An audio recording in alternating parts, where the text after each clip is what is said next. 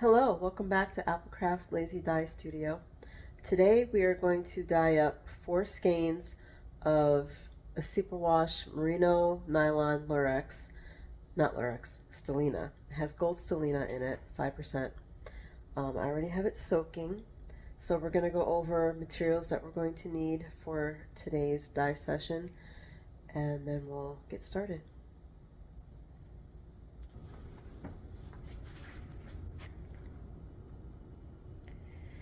Today we have a notebook, citric acid, don't worry about the brand, any brand will do. 3 different colors of Dharma acid dye. We're doing vanilla cream, chocolate brown, and cayenne red. For the notebook, this is just to keep track of what we're doing since we're going to dye along together, and then that way if you want the recipe, you've got the recipe.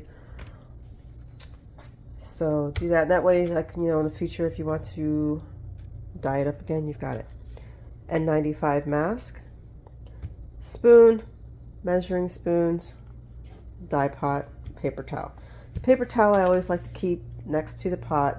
That way, when I'm done, putting dye in the pot or stirring anything, I've got a place for it to go where it's soaking up any residue of dye. I also like to have a paper towel that's dampened. That way I can clean out the measuring spoons in between using different dyes. So that's something you can do as well. Anything else? Nope, let's go over here. Okay. Over here, we've got our 4 skeins of yarn soaking up. Let your yarn soak in room temperature water for no less than 30 minutes. That way the water can penetrate the inside of the wall. You can go longer. If you want to go an hour, more power to you, go for it. I like to do somewhere between a half hour to an hour because by then I'm ready to go. So that's our materials for today. The purpose of this project is to make up enough dyed skeins of yarn for the body of a sweater that I'm going to be knitting. I guess I'll put the picture up here of the sweater. I can't think of the name right now. Gorgeous? I don't know. Something's got pumpkins on it. That's all I need to know. It has pumpkins. So what we're doing today is we're going to do an immersion bath. What that means is we're going to put the skeins of yarn into a lot of water that has, we're going to start with 1/4 teaspoon of vanilla cream because I just want a light color on all of the skeins of yarn. So that means more water, less dye. Doing that, the way we're going to put it into the pot, and it's going to depend, and it's going to differ depending on what pot you're using. For my type of pot, it's going to strike hard and fast on half the yarn and then light on the other half. It will create a little bit of pooling, but again, it's going to be light color, and I always alternate skeins when I'm dyeing yarn. So those are things to keep in mind. And then what we're going to do after that color exhausts, which would be pretty quickly, we're going to throw out that water because it's clean anyway, clear I should say, and we're going to bring the skeins of yarn back with just like a couple of cups of water and then sprinkle the chocolate brown and the cayenne red. So that's the plan for today. All right. Oh, and the materials, I forgot to mention gloves. Wear gloves. Whether they're disposable or reusable, just make sure you have gloves on. Okay.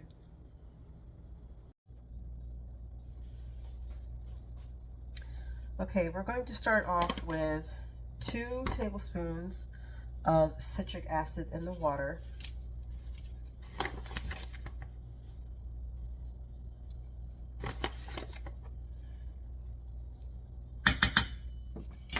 Now, there's a couple ways you can approach citric acid.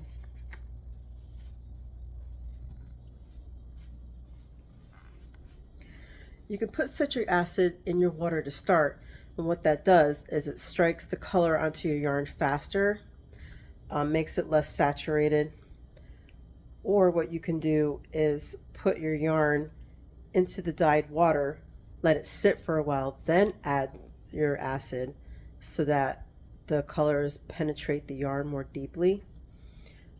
So both methods are fine. It just depends on what you're looking for. I encourage you to play around with it and see what you like. I do both. For this method, what we're doing today, I'm just hitting the citric acid in the water first because it's so light of a color that one, it really doesn't matter. I don't want it to be that saturated or that deep into the yarn. Um, yeah, and then there's also going to be citric on the yarn so that when we are doing the speckling that we're going to do later with the chocolate brown and the cayenne red, um, there's already citric on there, so I don't have to worry about adding it again so that those uh, speckles will stay. So that's my method, and that's why I'm doing that for today. If you're using a restaurant pan that's long, um, I don't know how many cups of water you're gonna need for this type of pan. This is a fry pot or something like that. I have 20 cups of water. So if you have something that's similar to this, go ahead, write that down since we're gonna start the recipe soon. And this recipe's off the top of my head, by the way, just letting you know. So I'm just using my skills and then going from there. And that's how you build yarn dyeing. Tangent. So if you have a restaurant pan, that's the long catering type of pans, I don't think you're going to need 20 cups of water. So you might want to start with 10 and then see. But the thing is that you want to have a high volume so that you have the color spread throughout, but it's light. That's the whole point. You want to make sure you have light color for this color scheme that we're doing this colorway. Okay. Putting on the mask.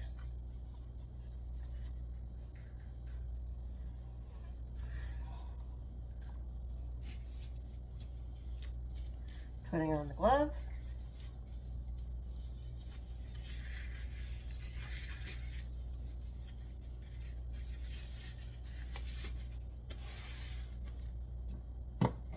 Starting off with vanilla cream. And we're going to do a 1/4 of a teaspoon. I do not want to go less than that, or more than that, I should say. So, 1/4 teaspoon.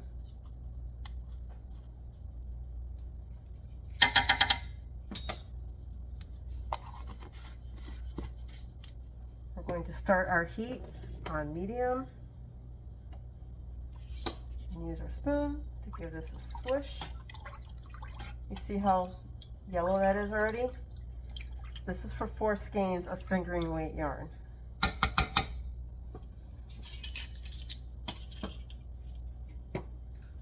Okay, I'll be back with the yarn. Okay, so I have 4 skeins of yarn that I just have bunched up in my hands, and I'm going to just dump it in real fast and push it down. That way we can get a little bit more even coverage, but we don't want fully even coverage, and we're not going to get fully even coverage, but we will have more color on the top by squishing it down than if we didn't. So less white spots, basically. Then we're going to take the strings that we tied on our yarn. Woo. And we're going to just do a little shuffle.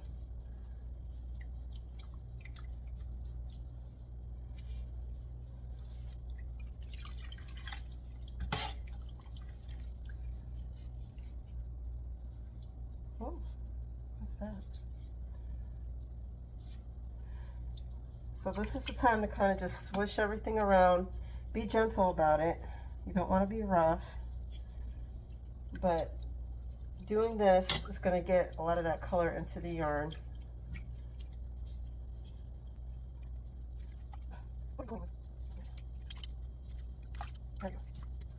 This is why it's handy to have those ties, because it minimizes tangling.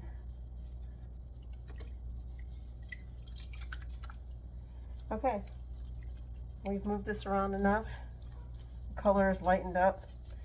So we are going to let this sit until the heat of the water gets to a point where you start seeing or hearing, like you can hear a little bit of that rumbling. You see a few bubbles, but not a lot of bubbles, because you don't want to cook your yarn. Like cook your yarn. So I've got it on medium.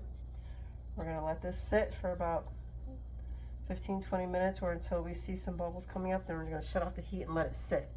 Then we're gonna let it cool. And while that's doing that, all that color is going into the yarn. So it's a hurry up and wait type of situation.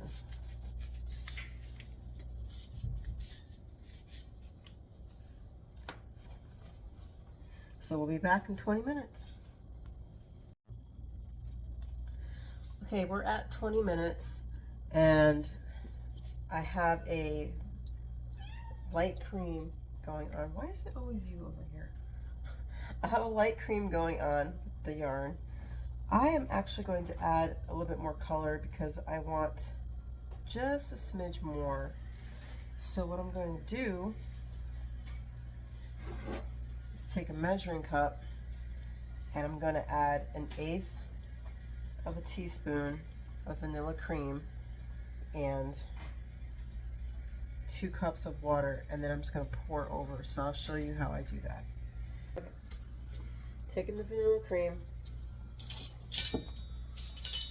we're going to do 1/2 quarter teaspoon. That makes it 1/8 of a teaspoon. I have my mask on and my gloves. Mikey, you gotta go.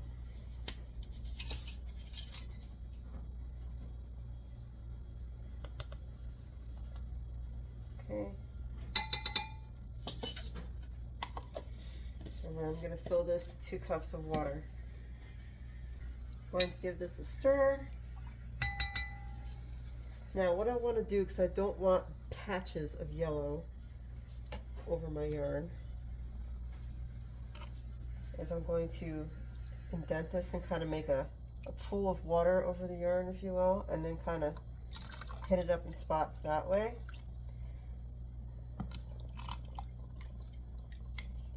Another thing you can do too is push it to the side and add some water to the side.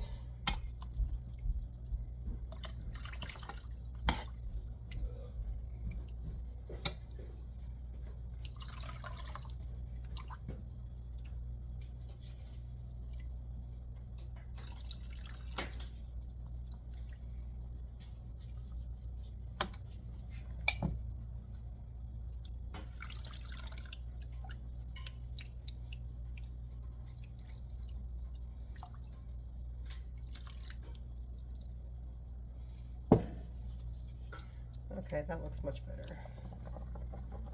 I still have my heat on because I don't have those little bubbles yet. And I'm just going to shuffle my yarn around so that color distribution is more even.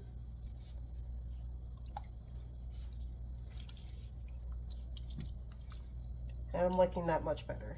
So for my dye recipe, I'm going to say, what is it? Not 3/4, 1/4 and 1/8 of a teaspoon of dye. It gives me the color that I want here. So we're going to keep this on the heat. I did raise it to medium-high just to rush this heating process. We do have a lot of water, so that's probably why it's taking a little bit longer to heat up. So we're going to give it another 15 minutes or so on medium-high, and then we're going to shut it off. Okay, this yarn has sat cooling off for 15-20 minutes. It's still too hot for the sink for me because I don't want it to felt or have any chance of felting. Even if it is superwash, that can still happen if you overwork your yarn or shock it too much. So what I'm going to do is I have this type of drain thing in my sink, and I'm just going to pour all of this into the sink. That way the sink is heating up as the yarn is touching it, so it's kind of tempering it in a way. That way I can let it finish sitting in the sink for a little while I get my pot ready to start speckling the yarn. So I'll show you how I do that to try not to confuse you, because I know that way I talk sometimes can confuse some people. So here we go.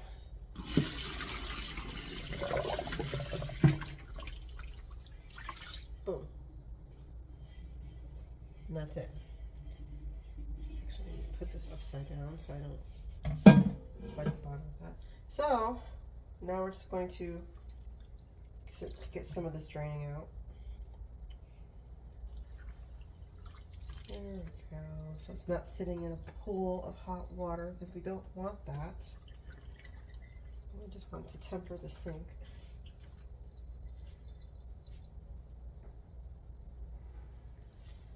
Okay. I have got all the water out.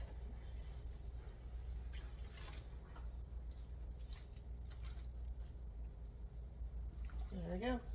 All right, now we're going to take our basin, put it back on the stove with 2 cups of water.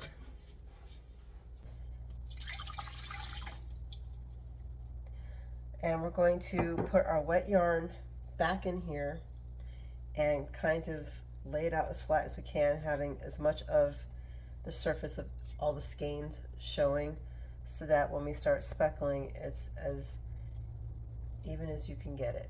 Now this is going to be easier in a restaurant pan. It's not going to be as easy in this deep fry pan. So just keep that in mind. You actually have an easier time with the other pan. So lucky you. I'm going to put my gloves on, and then I'm going to bring the yarn over. I do not have any heat on right now. Also, this water here is warm room temperature to hot. You can do that and then you won't have any problems with felting your yarn or anything. So I'm just going to spread this around best we can in our very crowded pan. But what I like about this, a lot of times it really depends on the pan you're using. But you really get to see the artistry, because if you've got your restaurant pans and you really want to be even about what you're doing, that's a really great thing to do. If you're using this, then you have more of a random. So if you lean toward like the random type of stuff, you know, more crowded is probably going to work for you. You could probably even do that in a restaurant pan, just have it a little more crowded than spaced out. So it really just kind of depends on the style that you're going for. I have a kind of messy style, in my opinion, which I like. So that's why I have it this way. So what we're going to do now is we're going to put the heat on medium, because the bottom of our pan is has already soaked up the water. So we're going to put it on medium, let it heat up, then we're going to flip it. Okay, we're going to flip all the yarn so that the part that we just heated is now facing up. Then we're going to shut off the heat. You'll have residual heat on the bottom. So with the hot part up, after we've heated this up, we're going to speckle that and let it sit. So now you have all this heat that's been distributed throughout the yarn because you flipped it, and it'll help set those speckles.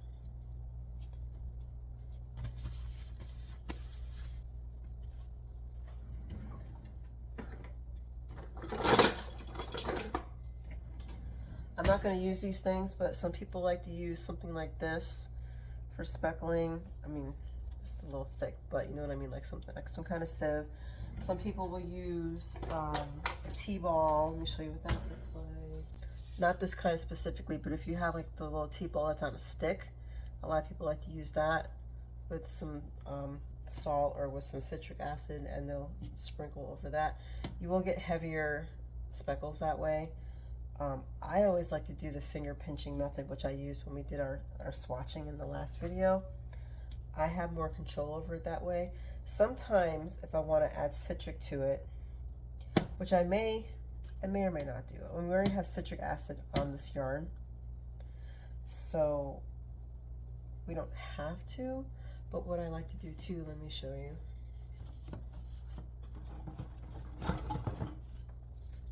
I like to keep these little jam jars, And then what I'll do is I'll put like 1/4 of a teaspoon of citric acid in here, and then I will add 1/8 of a teaspoon of my color, and then pinch it that way to distribute. The problem with that is that the only time I'll ever do that is if I'm dyeing a lot of yarn, because I'll have some left over, and I'll either have to turn it into a liquid and save it for next time to do get rid of the dye stock type of thing, or this is just gonna sit around because what else am I gonna do with it? It's gonna sit until I use that color. I can't put it back in here because then you're gonna mess up your concentration of dye. So you're just gonna have a bunch of jars that have citric and color in it. So that's something to be mindful of, which is why I normally like to just pinch from the containers, because it's easier to control and ration and all that stuff. So the bottom of our yarn is not hot enough yet, so I'm just going to give that a few more minutes, and then we'll flip it, and then we'll start speckling. Okay, so we got steam going. Bottom of the pan is hot. Now be careful because this is going to be hot. It'll be very hot. So use your spoon or tongs or something if you need to. But we're going to push this yarn aside, flip it over.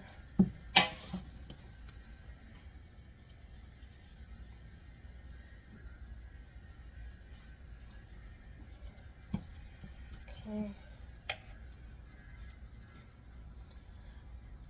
Oh, come on.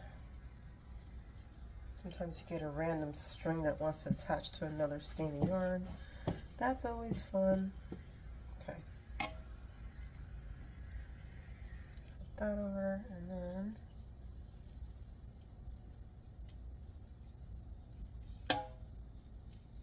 all right. Now we're going to make sure that everything is as spread out as possible. Double check that the heat is off. Going to get my gloves on, not my gloves, my mask. And we're going to speckle with, we'll do chocolate brown first. And what I'm doing is I'm just getting a pinch, just a tiny pinch, and I'm going to just wiggle my fingers over the yarn like this, just to get some light speckling all over everything. Less is more because this does, I want to say spread, but that's not the right word. It looks like you have nothing there until it sets, and then you actually have some speckles going on. So you want to do less is more because it's going to show up more than you think it is. Like you have all these little tiny dust speckles that as it gets wet, it starts to emerge from the yarn, which is why you want to keep it really light. Okay. What we're going to do is I'm going to rinse my glove off.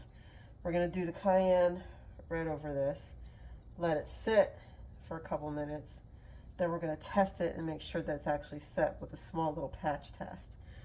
Once we have noticed that it sets, then we're going to flip it over and do the same thing to the other side. Make sure that when you put your fingers in the dye that your fingers are dry, because you get anything wet in here and you're ruining your dye. Okay, little tiny pinch, and we're just going to go over any spots that we didn't get with the chocolate brown first. So for me, that's going to be on the edges, and I need a little bit more.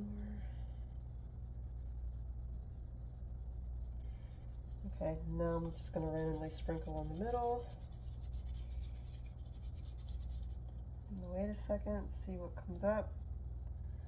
There we go. Now I'm starting to see some of the red. You're not going to be able to see it on camera. Let me put a cover on this dye.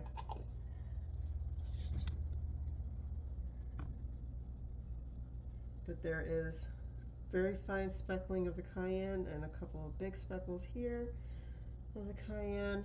and then with the chocolate brown, there's big speckles there, and then a lot of fine speckles in there as well. So we're going to leave this alone because, like I said, less is more. And come back in a few minutes and make sure that it's set before we flip it. Okay, let's do a test patch and see if if it's set or not. So let's start with the light area first. Almost. Let's do this area over here. Almost. So I'm gonna let that sit for another minute or two before I flip it. It's been a few minutes. We're gonna do another test just to see. Now, there's not a 100% guarantee that all of your speckles are gonna set, but this method gives it its best chance, basically. So we're going to go ahead and flip this yarn as carefully as possible, trying to get all of the dyed parts facing the bottom to get that heat, because that residual heat will also help it set.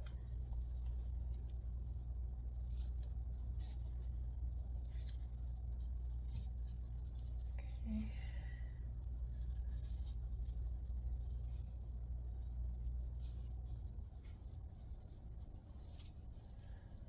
All right.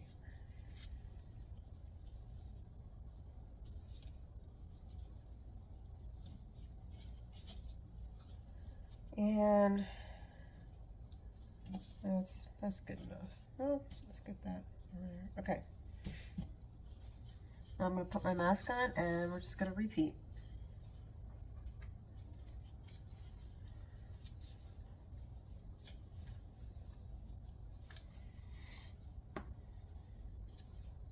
Start with cayenne this time, just for giggles. It's the same colors. Who cares?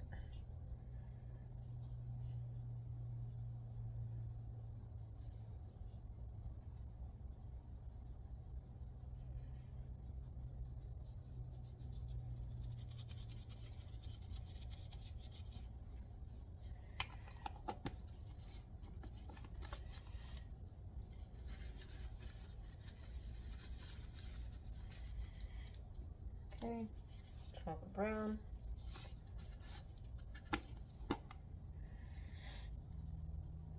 Try to hit up the places that you didn't get with the cayenne first.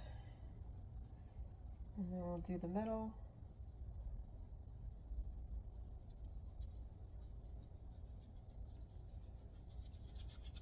Okay, that's it. We'll let that sit for a few minutes. Gonna let that sit about 10 minutes or so. We don't have any heat on, so it's just residual heat at this point. Then we're gonna check the speckling and see where we're at. But as far as dyeing, we're done dyeing. So now it's just making sure everything is set before we go and start the process to rinse it. And we're back. So let's do a little test on this side. See if the speckles are set, and if so, then we're going to flip this one more time. Put a little heat on because we've lost a lot of our heat. And yes, let's see. So far, everything looks good. Yeah, I would say this is mostly set. So I'm gonna let this heat up just for like a minute or two. Then I'm gonna shut off the heat, flip this so that this side gets some of that residual heat to finish setting.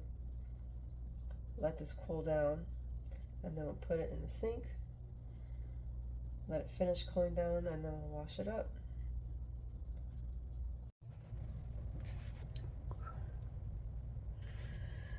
Okay, yarn is in the sink. It is cooling off. Let's take a look at these speckles.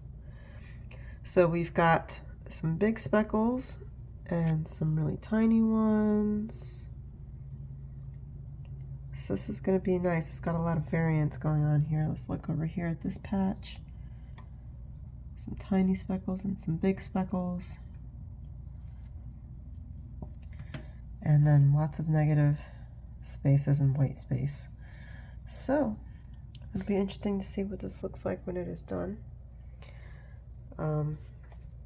It is still warm, so I'm going to shuffle this around a little bit so that the bottom part gets air so that it cools down. Then we're going to put some eucalypt on it, and all I really do is just open it up and kind of lightly pour over the soap, and then I just rinse it with my faucet. Here's the finished product. Let's take a look at those speckles. I think they came out most excellent, for sure.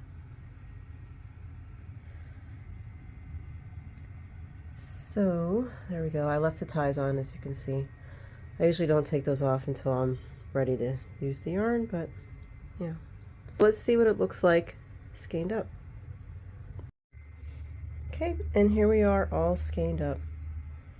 So that came out really well. I'm going to give this colorway a name, and I haven't figured out what that's going to be yet.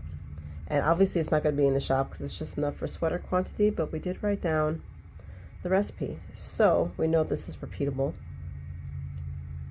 Can we see that sparkle? You sort of see the Ghost Selena sparkle on the video, but there we go. So I hope you enjoyed this video. Give it a comment and a like, and I will see you next time.